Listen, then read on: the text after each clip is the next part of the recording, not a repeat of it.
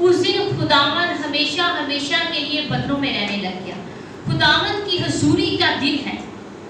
पहले ऐसा होता था कि खास मौकों पर खुदा का रूह नबियों पर उतरता था, या किसी मौके पर खुदावंद की प्रस्तुति होती, हैकल में खुदावंद का बर छा जाता, उसकी प्रेजेंस होती, रूहुल कुद्स उतरता और लोग गैर ज़माने बोलते। लेकिन ईद पेंटिकोस्त के बाद ऐसा नहीं हुआ। खुदावंद का रूह हमेशा हमेशा के लिए हमारे साथ रहने लग गया। हर वक्त हर जगह हमारे साथ रहता है। ईद पेंटिकोस्त क्या है और इसका मतलब क्या है? आज के दौर में देखें तो ईद पेंटिकोस्त का मतलब ईमानदारों की जमात है। लेकिन ये एक ईद है जिसे यहूदी भी मनाते थे। ये नहीं कि रूहुल कुद्स नाज़िल हुआ है तब से लोग बनाने लगे, ऐसा नहीं है। पुराने अहदनामा से ही लोग ईद पेंटिकोस्त मना रहे हैं। इसे हफ्तों की ईद भी कहते हैं, शुक्रगुजारी की ईद है, फसल की कटाई की ईद है, नजर की कुर्बानी की ईद है जो यहूदी मनाते थे। ये ईद फसा के 49वें दिन के बाद यानी 50वें दिन आती है। ईद फसा के 50 दिन बाद ईद पेंटिकोस्त आती है। यीशु मसीह के 49वें दिन के बाद जब यीशु को सलीब दी गई, उसके 50वें दिन के बाद ईद पेंटिकोस्त बनाई गई।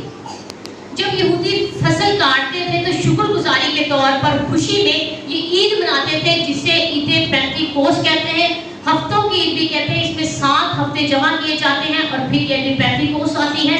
इसे हफ्तों की ईद भी कहते हैं, नजर की ईद भी कहते हैं। और हम ये पेंटिकोस्त के नाम पर इसे मनाते हैं, जो कि रूहुल कुद्स के नुज़ूल की ईद है। यहाँ हम देखते हैं कि 120 की जमात है जो बाला खाने में जमा है और इबादत कर रही है, प्रस्तुत कर रहे हैं। फिर क्या होता है कि एकदम से सन्नाटा छा जाता है, आंधी चलती है और उन्हें आग से फटती आवाजें उन पर ठहर जाती हैं और पूरी जमात गैर ज़बानें बोलती है। आंधी का मतलब खुदावंद की हुजूरी है। बाइबल में बहुत से हवाला जात ऐसे हैं जब तेज आंधी चलती है और खुदावंद की हुजूरी आती है। ये आंधी खुदावंद की हुजूरी को जाहिर करती है। हिजकिय्याह नबी के वक्त में आप लोगों ने पढ़ा होगा, जब खुदावंद ने मुर्दा हड्डियों में जान डाली तो उस वक्त तेज आंधी चली और वो सदियां पुरानी हड्डियां थी, उनमें जान आ गई और वो एक बॉडी की शक्ल इख्तियार गए। रूहुल कुद्स का उस वक्त नुज़ूल हुआ आंधी की सूरत में। और आंधी जो है खुदावंद की हुजूरी को जाहिर करती है, और आग जो है वो भी खुदावंद की हुजूरी की अलामत है। हम देखते हैं कि जब मुल्क मिस्र से यहूदी निकले थे, बनी इसराइल निकले, तब खुदावंद आग के सतून में उनके आगे आगे चलता था। वो खुदावंद की प्रेजेंस थी, वो उसकी हुजूरी थी। और ये दोनों चीज़ें आग और आंधी खुदावंद की हुजूरी की अलामत है कि खुदावंद यहाँ मौजूद है। और जब भी रूहुल कुद्स उतरा है, रूहुल कुद्स का नुज़ूल होता है, तब ही लोग गैर ज़बानें बोलते हैं। मैंने एक शख्स से सुना कि उसने कहा कि गैर ज़बानें कोई चीज़ नहीं है। जब हम देर तक दुआ करते रहते हैं तो जी ज़ुबान में वाल पै जाती है, तो इस वजह से ज़ुबान सही काम नहीं करती और हम उलट पुलट लफ्ज़ बोलते हैं जिनको कहते हैं जी ये गैर ज़बान बोल रहे हैं। लेकिन ऐसा नहीं है। गैर ज़ुबान हमेशा रूह की हदायत से बोली जाती है, इसका अकल से कोई ताल्लुक नहीं। अक्सर लोग कहते हैं कि आप ये क्यों बोलते हैं, गैर ज़ुबानों को लोग नहीं मानते। बहुत लोगों को ऐसा कीता है, लेकिन यहाँ क्या देख रहे हैं कि रसूल गैर ज़ुबानें बोल रहे हैं। इस जमात में मुकद्दसा मरियम भी मौजूद है। इस वक्त मुकद्दसा मरियम इनके दरमियान मौजूद थी। खुदावंद का नुज़ूल हुआ क्योंकि खुदावंद का ये प्रॉमिस था कि मैं तुम्हें रूहुल कुद्स दूंगा, एक मददगार भेज रहा हूँ। मैं चाहता हूँ कि तुम्हारे लिए दूसरा मददगार भेजूं और तुम्हें कुव्वत बख्शूंगा।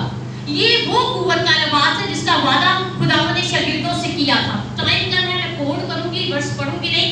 अगर हम खरूज 34:22 पढ़ें तो वहाँ पे उन्हें आपको ईद के मतलब मिलेगा कि यहूदी किस कंसेप्ट से ईद मनाते थे। वहाँ लिखा है कि वो पहले जब गर्दन की कटाई करते पहला फूला लेके खुदावंद की हुजूरी में लहराते थे, जिसे नजर की फसल काटने की ईद और पेंटिकोस्त भी कहा जाता था।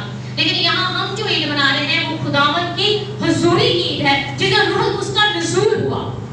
रूहुल कुद्स क्या है?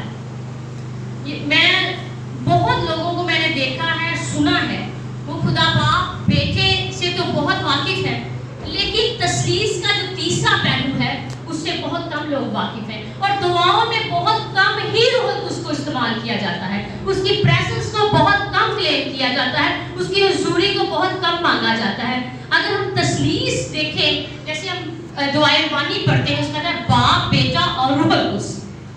हमारी अकीदे, हमारी दुआएं रूहुल कुद्स के बिना खाली हैं। यहाँ तक कि यीशु मसीह ने कहा था कि जो इसके खिलाफ बात करेगा रूहुल कुद्स के, उसकी माफी नहीं है। इब्ने आदम के खिलाफ किया गया गुनाह या बुरी कही गई बात की माफी हो सकती है, लेकिन रूह के खिलाफ कही गई बात की माफी नहीं है। तो मेरे बहनों भाइयों, रूहुल कुद्स जब भी नाज़िल होता है, गैर ज़ुबानें उतरती हैं, लोग गैर ज़ुबानें बोलते हैं। यहाँ रूहुल कुद्स इस कदर नज़ूल है कि जितने लोग जहाँ से आए हैं, उनको लग रहा है कि ये हमारी ही बोली बोल रहे हैं।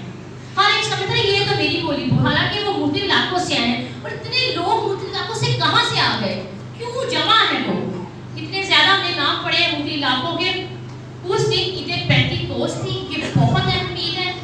लोग मुख्तलिफ इलाकों से हैकल में ईद मनाने आए हुए थे, वो ज़ियारत के लिए आते थे। ये फसल काटने के बाद खुशी मनाने के लिए ईद थी, जैसे अभी हम चर्च में जमा है, ऐसे ही लोग मुख्तलिफ इलाकों से ईद मनाने आए हुए थे। इसलिए वहाँ पर यरूशलेम के अलावा बहुत से इलाकों के लोग मौजूद थे। तो वह हैरान हो गए कि ये यहूदी बोल क्या रहे हैं। और चीज़ों देखिए, पतरस जो यीशु का शरेआम इनकार करता है, एक आम सी लौंडी के सामने कि मैं नहीं जानता यीशु को। और अगर हम आगे पढ़े तो बड़ी दलेरी से जब रूह पे नाज़िल हो जाता है, तो बड़ी दलेरी से हम उसको देखते हैं कि वो कलाम सुनाता है, यीशु के नाम की मुनादी करता है। और रूह उससे भरकर जब उसने कहा कि यरूशलेम और यहूदिया के लोगों, और 3000 लोग मसीही हुए, मसीहत में एक यहाँ वक्त शामिल हुए।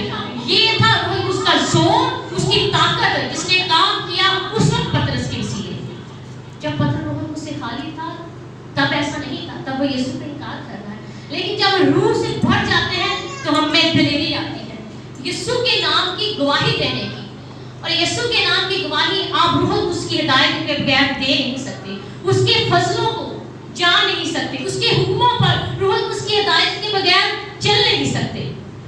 खुदा की पहचान रूह उसके बगैर हो नहीं सकती। कलाम में लिखा है कि खुदावन ने कहा कि यूएल नबी की मार्फत अगर हम पढ़ें कि आखिरी अय्याम में मैं हर एक फर्दे बशर पर अपना रूह दे दूंगा। तेरे बूढ़े ख्वाब, बेटे बेटियां नबूवत और नौजवान रोया देते थे। आप कभी सुना है? अपने बूढ़ों के पास बैठकर देखिएगा कभी, उनके पास किस्से हैं, उनके पास कहानियां हैं, पुराने वक्तों की आपको कहानियां सुनाएंगे। मेरे तजर्बे में कब देखते हैं वो ख्वाब, कब आने वाले वक्त की बातें आपको बताएं। कभी किसी बुजुर्ग ने आपको आने वाले वक्त की बात बताई है कि ऐसा होगा आपके साथ? कभी रूह से भरकर उसने प्रोफेसी की है कि बेटे बेटियां कितनी नबूवत करते हैं। आपने इतनी बड़ी कलीसिया है, गांव है, बहुत से नौजवान बहनें हैं, भाई हैं, कभी देखा है किसी को पुलपट पे प्रोफेसी करते, नबूवत करते कि मेरे भाई आपकी जिंदगी में ये होने वाला है, मेरी बहन आपकी जिंदगी में ये होने वाला है? कब नौजवान रोया से भरे हुए हैं, कब मेरे बूढ़े ख्वाब देख रहे हैं। चीजों जब आप रूह उससे खाली हैं तो कोई बुरा ख्वाब नहीं देखेगा जो मुस्तकबिल की बातें बताए, कोई बेटे बेटी नबूवत नहीं करेगी, कोई नौजवान रूह से नहीं भरेगी जब तक आपके अंदर रूह कुछ नहीं होगा। आज का दिन कोई आम दिन नहीं है, इस दिन खुदावन की हुजूरी मेरे और आपके अंदर रहने लग गई है। ये खुदावन की हुजूरी का दिन है जिसे पेंटिकोस्ट कहते हैं। प्रेजेंस है उसकी, वो आपके लिए तख्ते शाही छोड़कर आया, कुर्बान हुआ, चला गया, एक अच्छा मददगार भेजा जो रूहुल कुद्स है। तो अगर उस अच्छे मददगार को कलाम अक़दस में लिखा है कि हमारी रूहों का बयाना है, वहाँ निजात के लिए एक बयाना आपको मिला है। जब हमें किसी की जायदाद खरीदनी होती है ना, कोई ज़मीन, कहीं के आप मालिक बनना चाहते हैं, तो पहले क्या होता है, ये सौदे का रूल है, आप उसे पहले बयाना देते हैं और बाद में पूरी रकम अदा की जाती है। आपके पास बयाना ही नहीं है तो रकम कहाँ से अदा करेंगे? रूहुल कुद्स आपकी रूहों का बयाना है जो हमेशा की ज़िंदगी में जाने के लिए आपको देना है। और बयाना है नहीं तो बयाना देंगे कहाँ से? मेरे पास पैसे हैं नहीं, मैं जगह खरीदूंगी कैसे, ऊपर घर कैसे लेंगे अगर रूहुल कुद्स नहीं है? बयाना ही नहीं है तो जगह कहाँ से लेनी है? रूहुल कुद्स के बगैर आप हमेशा की ज़िंदगी के वारिस नहीं ठहर सकते। और रूहुल कुद्स जब उतरता है तो गैर ज़ुबानें उतरती हैं।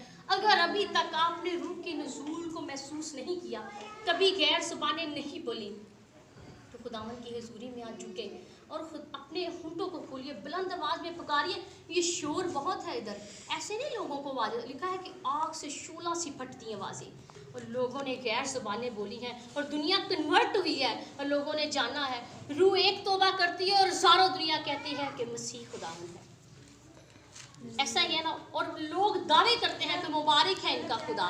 जब हमारे अंदर रूहुल कुद्स होगा, हमारी ज़ात से कुछ नजर आएगा, तब लोग इकरार करेंगे कि मसीह खुदावंद है। पतरस जब रूह से ममनून था, तब लोगों ने इकरार किया और सवाल उठे क्या करें कि नजात पाएं। निकोदेमस ने यीशु से पूछा, यीशु ने कहा तुझे नए सिरे से पैदा होना जरूरी है। नीचे बैठ जाएगा। मिलता कब है? जब हम बपतिस्मा लेते हैं, यीशु को अपना निजात दहिंदा कबूल करते हैं, आप शख्सी निजात दहिंदा उसे कबूल करेंगे, तब रूहुल कुद्स आप इनाम में पाएंगे।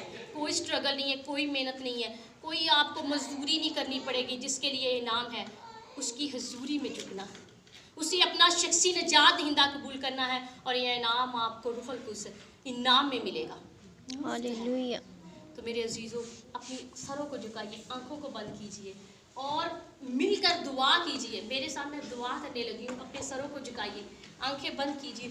आपने रूहुल कुद्स को क्लेम करना है। गैर ज़ुबानें नहीं बोलते तो गैर ज़ुबानों का मसा मांगना है कि खुदावंद तो हमें अपना रूह दे, गैर ज़ुबानों का मसा दीजिए।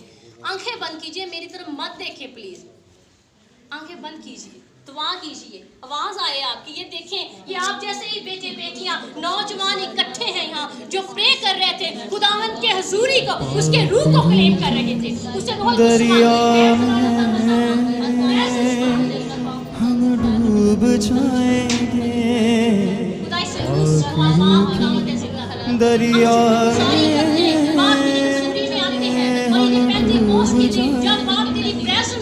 हजूरी का दिन था खुदावंद, उसके दिन आज खुदावंद इन्हें पेंटिकोस्ट का समा इस चर्च में इन बेटे दिलदार हमारा मसा क्लेम करते हैं। खुदावंद गैर ज़ुबानों का मसा दे, आंखों की आग तेरी हजूरी पेंटिकोस्ट का समा चाहते हैं खुदावंद, ताकि तेरे बुरे ख्वाब दिलदार नौजवान रोया देखे खुदावंद तेरा मसा तेरी प्रेजेंस को हम तुझ में खो जाएंगे। पाक रूह दरिया में हम डूब जाएंगे। पाक रूह के दरिया में हम डूब जाएंगे। तेरा ही कलाम यीशु अब मेरी ढाल है, तेरा ही कलाम यीशु अब मेरी